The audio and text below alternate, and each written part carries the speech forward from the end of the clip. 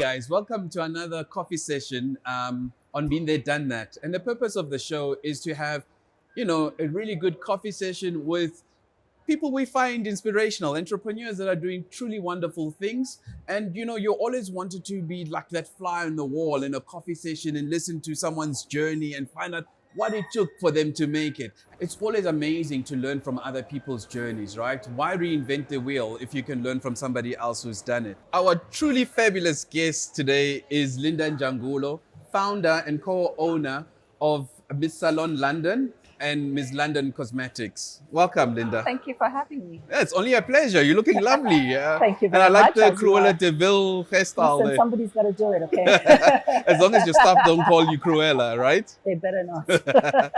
Well, thank you for joining us. I mean, Thank you for having me. Yeah, thank you. The whole purpose of today is just literally just to have a coffee with you and find out your journey and, the really behind the scenes stuff that no one gets to see. Because, you guys always look so polished and beautiful, but I want to know the nitty gritty stuff. So maybe let's start with you just telling us a little bit about you and your background and how you got into this business. Oh, wow. So Linda Jangulo, born in Zambia, from Zambia, became a flight attendant in my younger days, traveled the world, got tired of doing that and decided to become a full-time mom.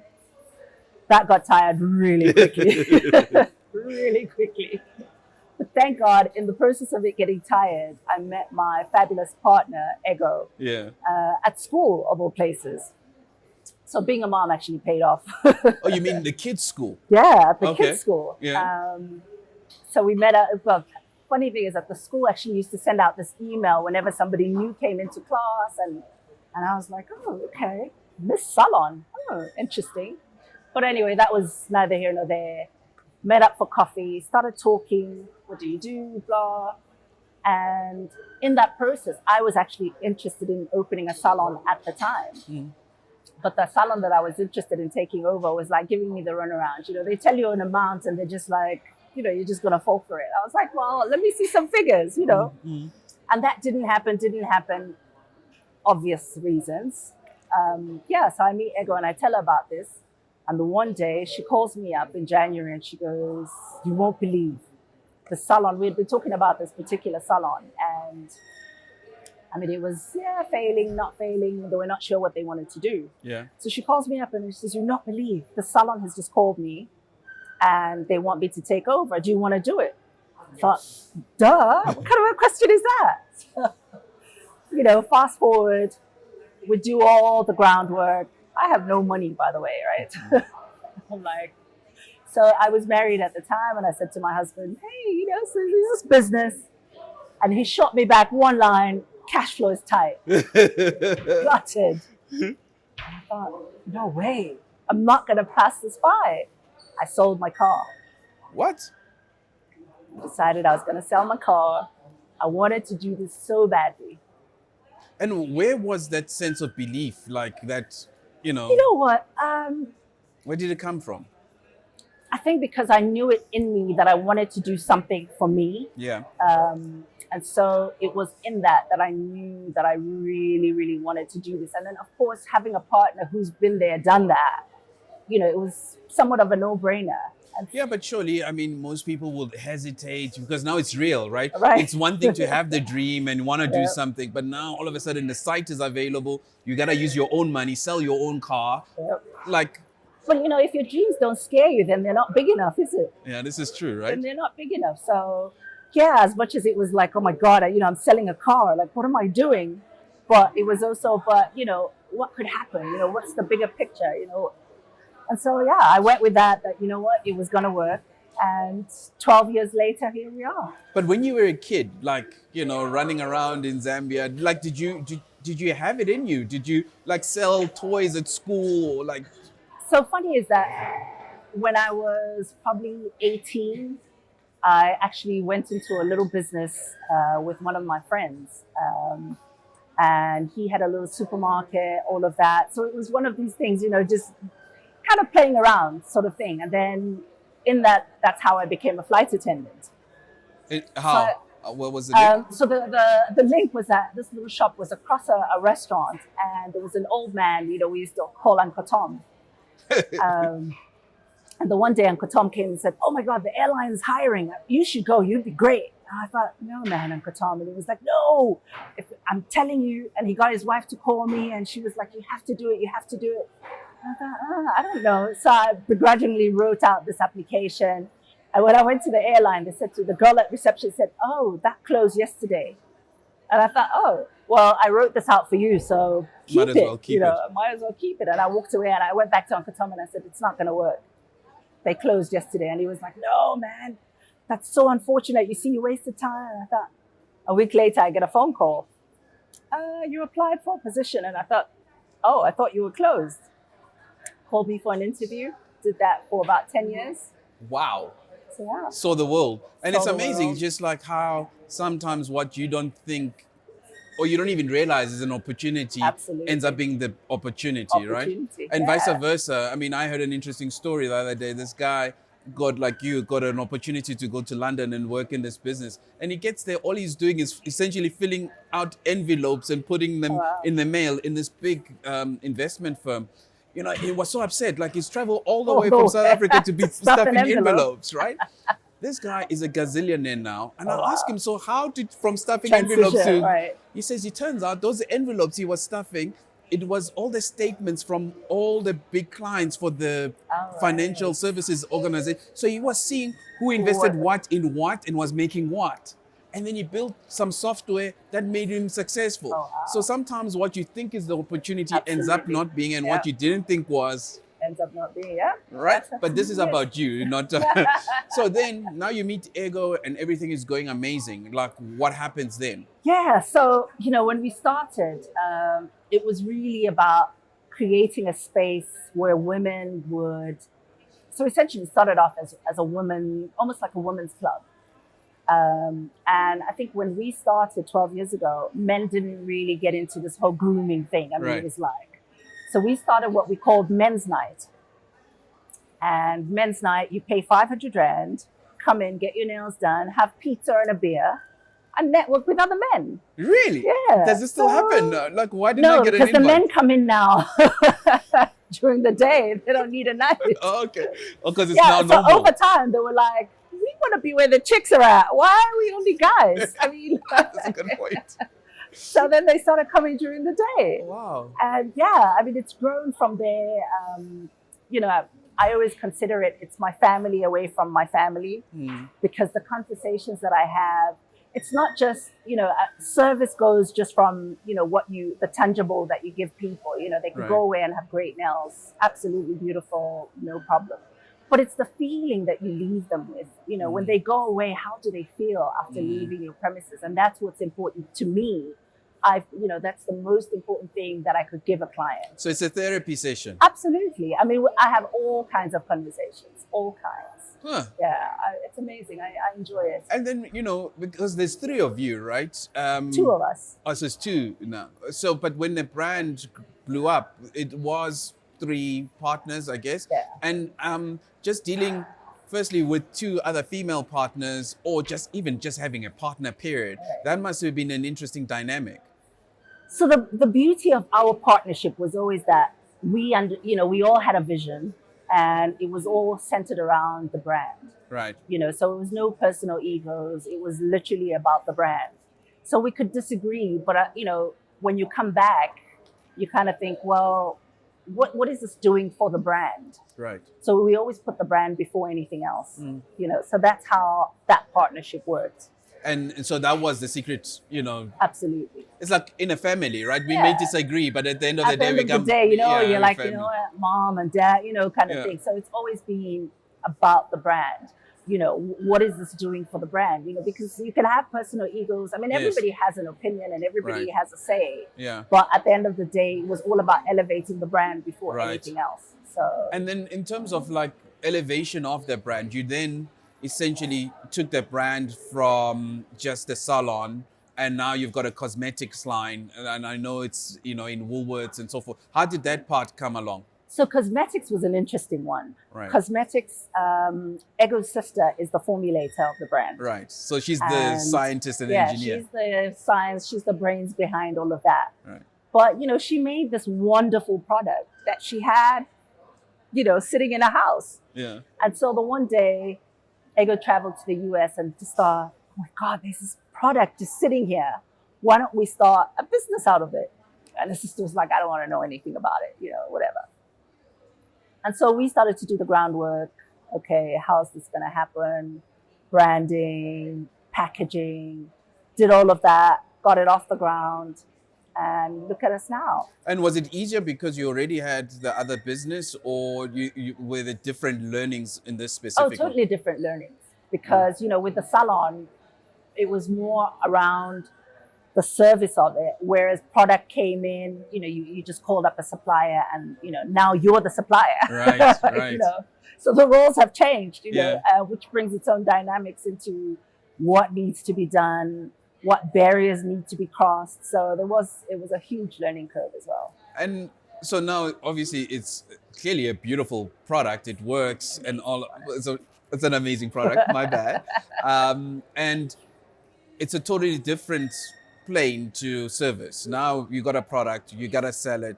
Like, what are the hardcore journey or experience map that people wouldn't have known, that when you put a product on shelf, these are the things you need to look out for? It doesn't sell itself.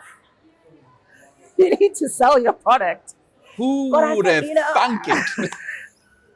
You see, I think there's always this perception that, because I am whoever, Yeah. and if I do a product, it's going to fly. Yeah. It's not going to fly. There's work that needs to go into making sure that the product flies. Mm. So, it's first of all, do you believe in your product? Yeah. We're like the epitome of believing in your product. Mm. I could tell you 100%, I'm not a makeup person, but trust me, my product I will use every single day. Yeah. Because I know what it does. Yeah. And I think the barriers to me using makeup was the very fact that I didn't like what it felt like, what it looked like.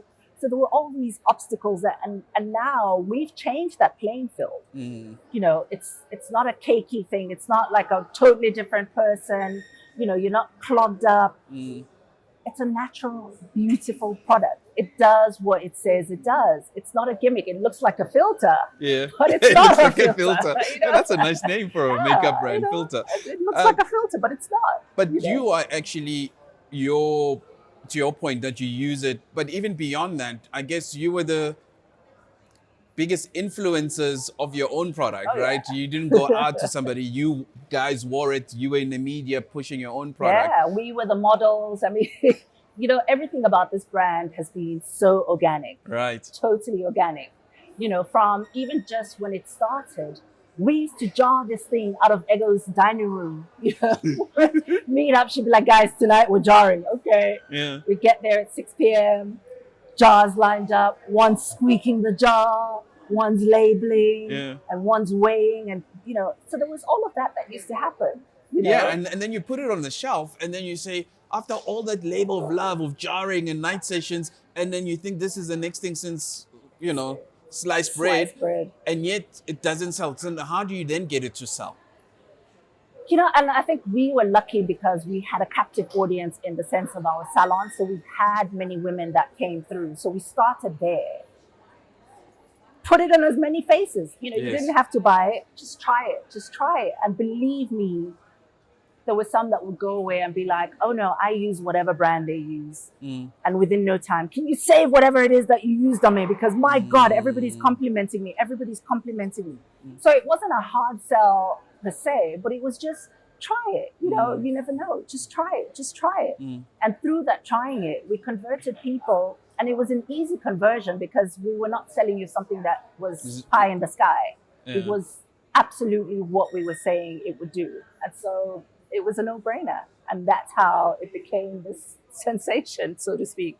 Yeah, I remember you telling me that, like, for example, now you put it in a big retail chain, right? And you convinced us this thing is gonna fly off the shelves. But then you get a call from the retailer and they're saying, dude, this is not moving at the intended pace. So it started off really, when we got in there, we were supposed to be a pop-up. Right. They said 2 months pop-up because there was this hype that was going around the brand. So they said, well, let's get you in. And what they expected us to do for the month, we were doing within days. And they were like, whoa. So you were shooting the lights out? Totally. This thing was flying. And over time, of course, you remove yourselves as the face, as whatever. And like with anything else, kind of just can't, But we realized that was not our problem in the big retailer. In the big retailer, it was who's retailing the product? Do they have the same passion that you do? Do they have the same knowledge? They might, but are they giving it at the same energy level as you would give it? Right. And that was where we realized the problem lied. And so we've got a powerhouse of 3 amazing sales associates. I mean, these girls will sell ice to an Eskimo if you had to, but they are sales associates as much as they're makeup artists as well. But they're sales associates, and that's what they did. So we put them in the retail after the retailer was like, yeah, I don't know about this so long. And we said, okay, well, let's prove that it's not about the product. Yeah. It's about the sales associates. Yeah. And yeah, we blew them out. So it's not going to sell itself, right? And speaking of which, please subscribe, link, follow, whatever, the cool people do. Linda, what is your handle? So we are Miss Salon SA or Miss London Makeup, all on Instagram, Twitter, same handle, and Facebook. The part I enjoy about these coffee chats is the advice you would give yourself if you met yourself when you started, knowing what you now know now, right? Because that's actually, they've been there, done that part, right? So if you were to meet yourself now, what advice would you give yourself? Don't be hard on yourself.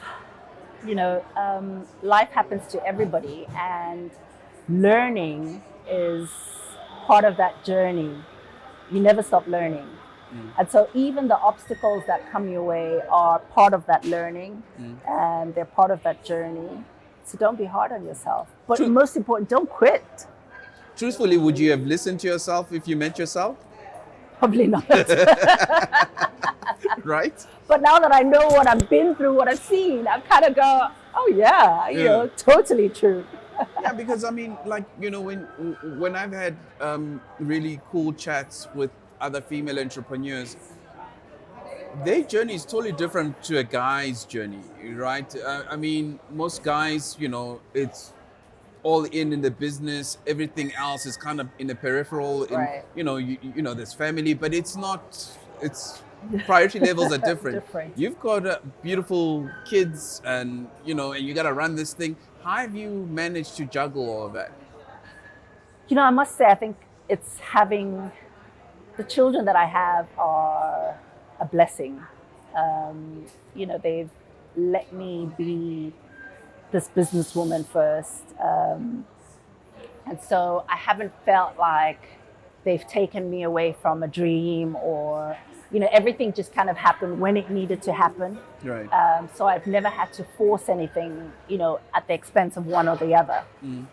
So that's been like a real, real blessing to realize that I've had that opportunity to live out my dream of being this entrepreneur whilst trying to raise these little men. But is the balance hard though? The balance is very hard. And I think the balance is hard only because we put this pressure on ourselves that, you're a bad parent if you're doing one more than the other. So if you're putting more emphasis on your business, then, it's frowned upon. Like, how dare you become this, instead of that. But, it's where you find your power, because I find that going out there and interacting with these amazing people out there, that when I go back home, it just makes me appreciate the family that I have. And I also feel that I give of myself as much as I give to my business, I give to my children, and that's where I find my balance. And I'm able to take myself out only lately though, that I'm able to kind of go, okay, what about me? Because before, I mean, I used to feel like I've spread myself so thin. You give, and give, but you're not kind of replenishing yourself. And now I've realized that, you know what, you actually have to like take time out and be like, no, I'm not going to be this businesswoman. I'm not going to be this mother. I'm just going to be me, because that's the only way that you're going to be able to do these other things, if you're able to fill your cup up first. Yeah, but I mean, I'm just thinking, just beyond the element of just having a successful business and then having to be a mom, then you're a single mom, which means, you are everything, right? You are literally, there's lack of support structure to some Right. degree, right? Whereas most people take that for granted because there will be a partner at home who's doing some heavy lifting. I mean, I'm pretty certain we've got a number of our podcast listeners and viewers who are in the same boat, who are trepidatious because it's like, if they jump, they are everything to those kids. Yeah. How do you manage that? I think, you look at, I especially look at things and I think, do I want to look back tomorrow and have regrets? You don't want to have regrets. And most of all, you don't want to have resentment. Because if you're not doing stuff because whether it's a marriage, whether it's children, you are going to resent those things. Because they're going to be the limit to whatever it is that you want to achieve. So you know what? Go out there, take the jump. And then, do you think there's generally information or, I don't know, shared wisdom around that space generally? Because I just find like it's always, entrepreneurship is always made sexy and butch, and yet not everybody's in the same life stage or... There isn't enough information. And there isn't enough shared information, as in from current entrepreneurs that are in that space that are going, listen. And there is challenges. I mean, I'm not going to lie that there is challenges. There's times when you think, oh my God, I've got this event that I need to be at, but my kid's got an event at school, and now you've got to pick one. How do you pick? How do you pick? And I used to cipher like, okay, grade 3 concert. We'll have more concerts. You know what I mean? Okay. So I mean, if it's something like an honors evening, then I'm like, no, I'm not gonna. This I'm doing, kind of. So you just have to weigh it and see which is which. Yeah. It's like when your kid comes home with a drawing. They have 1,000,001 drawings, but you have to choose. My kids, I've got their best drawings of all time. I framed them. They're sitting up there. They know I love those. The rest went into the trash. Yeah, because that's it. Yeah. Because that's what it is. It's trash. Yeah. As much as they put effort, but they're those that I know, like, oh my God, you put a heart and soul into this one. That's it. We've put it up. It's framed. They know that, Mom appreciates our drawings. But otherwise, I mean, I used to find myself, my study was full of papers. Yeah. I think, what is this? And then when you show the kid, they're like, I don't know. I don't remember. Yeah, they don't remember. So I see that Kim Kardashian and Serena Williams are starting a private equity fund to fund female-owned businesses, because clearly, they're not getting as much love as male-owned businesses. Right. What's your thoughts on that? Yeah, I think being female and then being in beauty, nobody takes you seriously. I don't think anybody takes that seriously. They just think, yeah, there they go again. They're just going to go and play with lipstick or whatever. What is it? Wow, I've never looked at it that way. Yeah, so, we always have such barriers when it comes to funding, when it comes to your gateway to market. It's just always that much harder. So, and yeah, there's so many women using the products, right? Yeah, and that's where they miss out that, it's billions of dollar industry, but, nobody actually understands. But then again, it's become $1 billion industry because, it's all come from historically, from these big houses. But when it comes to smaller business, it's just like, yeah, they're going to fizzle away. And, we're here to change that playing field, And I mean, I definitely know that cosmetics or beauty makes people feel good inside and out, right? Yeah. So it's a confidence booster. It's not just, and so with knowing that, how do you break down the barriers and the doors and get more capital because this is a mental wellness opportunity too. But that's the thing, you just keep knocking and you will get to a door that's going to open that understands what you were trying to achieve. Right. That understands, I remember during pandemic height, I think it was right before we reopened, and somebody was interviewed and said, they were talking about salons, and they forget that as much as we're a non-essential, we're actually an essential. It's for people's mental health. Yes. Not just because you make them look beautiful, but they feel good. It's about their confidence. Yeah. And the one gentleman, I can't remember his name, but he said, yes, a lot of people will struggle along the way when business reopens, but you have to remember that your business is never going to go obsolete. There'll still be a need for your business, and which is what even these funding houses need to remember. I mean, during the war and things, the women used to wear lipstick. Oh, I mean, even in the dark ages, people would get plants and put things on their faces, right? So they still want to look beautiful. They want to put their curlers in their hair. Yes. Even if they were just sitting in their courtyard. But that's what people want, and we saw it during the pandemic. I mean, how many people came on Instagram and put their makeup on, got dressed, but they were going nowhere. Right. They walked up the stairs and down the stairs, and that was the level of their... Because people make the mistake that they think people put on makeup for others. It's for, makeup, dressing up is usually, for those that do it right, it's for yourself. It starts with you, because then when you look good, you feel good. So, your product is vegan. What does that mean? I mean, as a guy, it's like, what, can I eat it? It's so good. I think you could actually eat it. But listen, being vegan friendly, first of all, we're not testing it on animals. Right. And then what's going into it is what's even better. Yes. So we're not adding any talc in our product. It's got titanium dioxide. It's got zinc dioxide, which we all know zinc is great for your skin. Right. So as much as you've got makeup on, it's healing. You can call it healing your skin in the process because of the zinc dioxide. So our products have literally got like 6 ingredients in it. And when you look at other mineral products, I mean, they've got like a list as long as my arm. Because, the interesting thing is that no one knows what this is going to look like 15, 20 years. Because I think we're one of the first generations that are using makeup to the level we are now, right? So I would want to care what my skin is going to look like in 15, 20 years. But I think also now we're the generation that actually cares what we're putting for, what we're consuming, what we're putting on our bodies. Which goes to the same thing, when it comes to makeup, a lot of people go, oh, I only use natural makeup, but then you use sunscreen, which has like a ton of chemicals in it. So now we're saying to you, we're giving you a product that encompasses all of that. And how does one educate themselves? I mean, I'm sure there's a lot of stuff online, but... There's a lot. I mean, you know what? Now we've got information highways in the palm of our hands. Right. So, you know what? Just research some of these things, Yeah. What does this do for my skin? What does the combination of these 101 ingredients do for my skin? So then you start to inform yourself, and you will learn that over time, less is more has always been the best approach, and which is what our product does. Like less you said, more. You want to accentuate your good qualities. Exactly, without covering up the good qualities, first of all. Awesome. Yeah, so that's where the vegan friendly is that it's great. First of all, for your skin, it's great for the environment.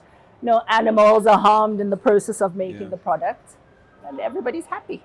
I couldn't agree more. What do you mean? Sunscreen has got chemicals in it? I thought it's just it's meant to take away the UV stuff. And it always makes me look all ashy and because you're using the wrong one. Really? There's a different one for this pigmentation? You're using the wrong one. So tell me more. Like, I wouldn't have known that sunscreen is, skin dependent. It's not, first of all, I think we have to remember that we're not all the same shade. So you can't just be using anything and everything. It has. So I'm a big proponent that you must know what works for you before you just go and slather stuff on yourself. Yeah. But sunscreen has got a ton of chemicals in it, which you have to be aware of. I mean, gosh, I wish I had all the information on hand, but it does have a ton. So you have to be aware of it. Is it vegan friendly as well? So meaning it's got no chemicals.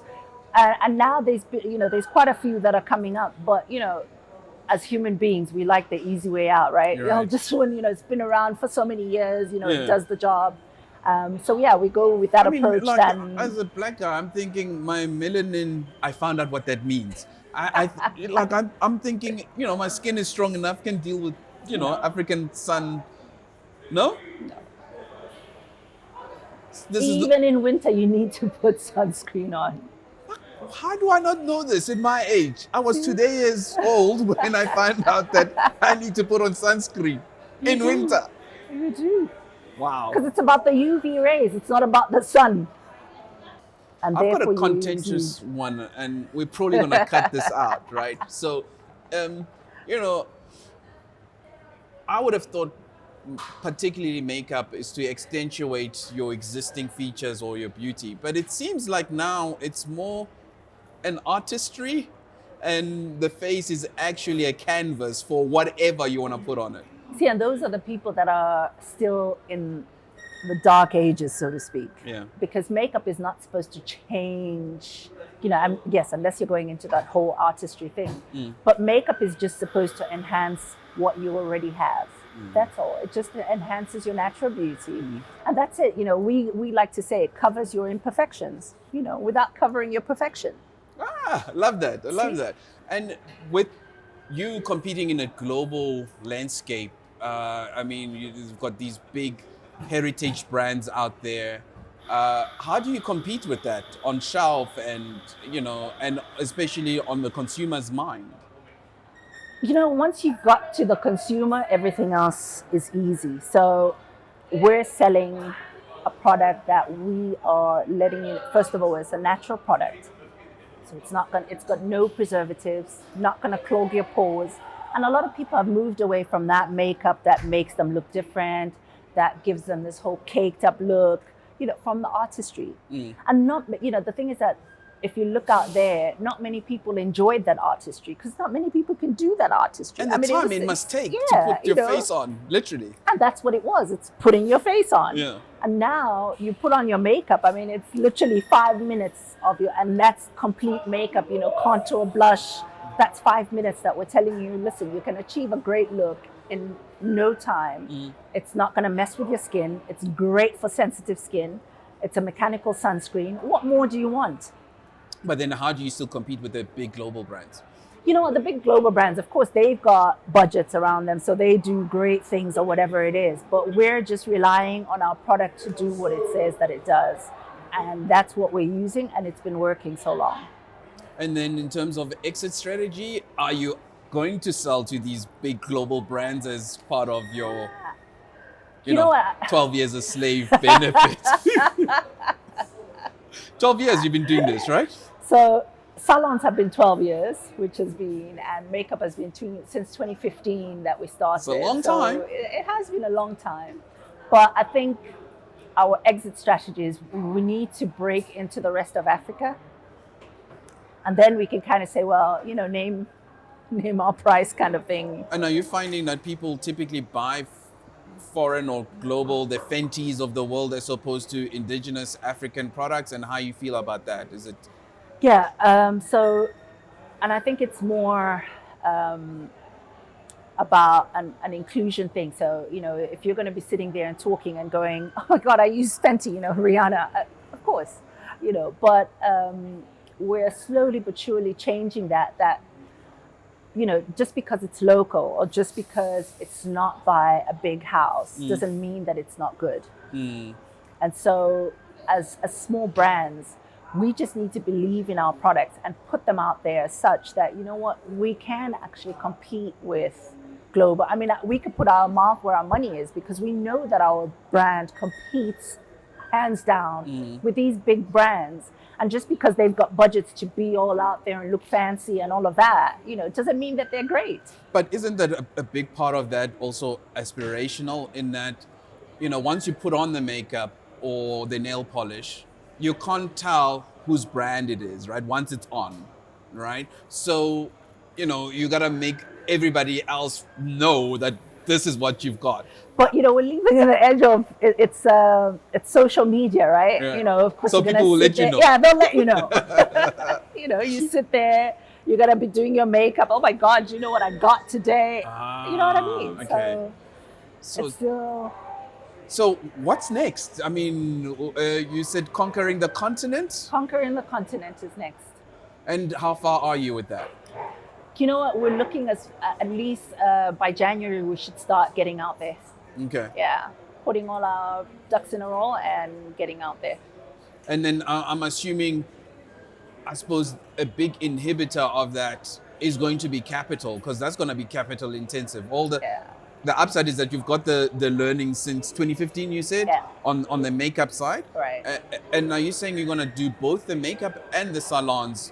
Mainly the makeup. Salons are a bit of a challenge. I mean, look, we started Menlin, which is around the corner. Mhm. But, not being there was such a headache, to the development of the business that we had to shut it down.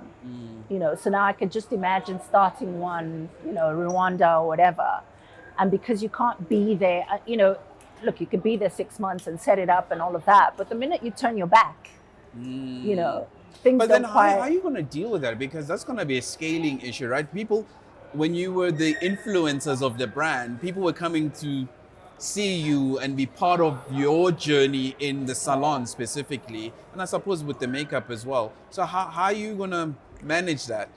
I think the beauty of it is that... The beauty of it. is that in the salons, yes, we had that where it was about our presence, but with the makeup, because the product doesn't require, I mean, you're not going to take me home. You know what I mean?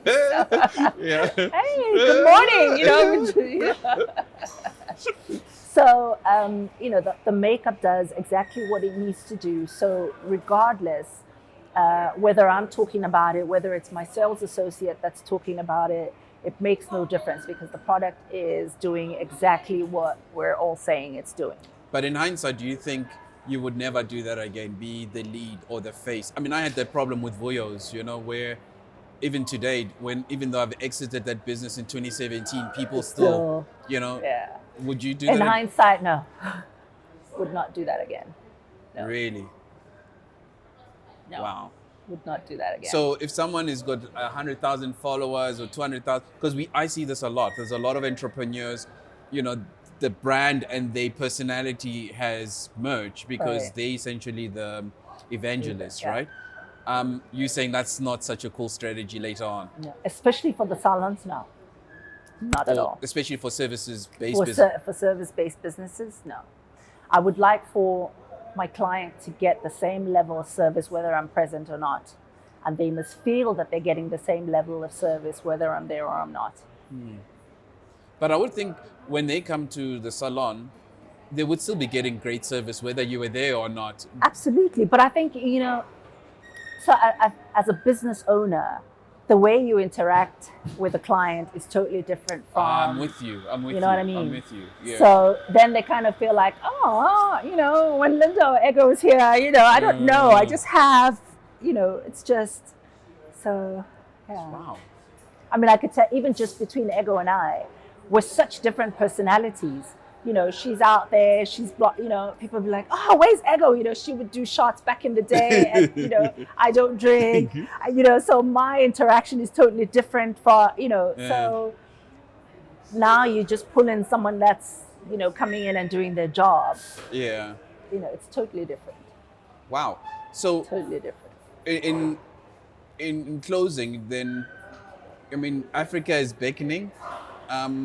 How do you think you will manage that scale then? And is it also beyond Africa? What happens post?